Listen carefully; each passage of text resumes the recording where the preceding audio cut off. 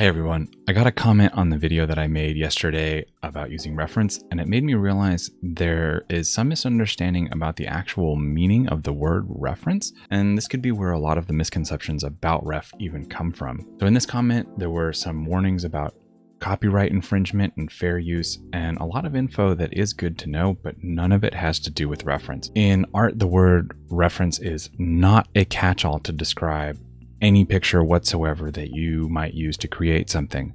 If you are copying, you're copying, not using reference. If you are stealing, then you are stealing. You are not using reference. That's called plagiarism, and it has its own word and it has nothing to do with the act of using reference. For a little bit of help, I put up the definition of reference to hopefully clarify some of this. The action of mentioning or alluding to something.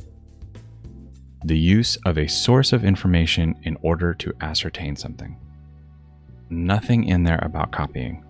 I referenced Rockwell in that previous video, so I thought it would be helpful to show some of his reference. And you can see that he's using the photos to influence the reality that he was creating, but he's not trying to copy the reality of the photos.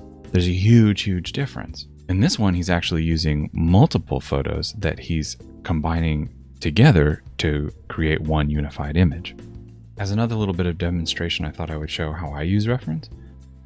You can see over here, I'll have a sheet of reference up and I'll have it right next to my workspace, and I'll be using these pictures to give me information that I would not otherwise be aware of if I was just using my imagination. That's using reference. This is a really great piece of software, by the way. I will link to it below. It's free. It's called PureRef. It is incredibly useful and I highly recommend it. So I hope this all kind of clears some things up. If not, or if you have any other questions, let me know and I'll see you later.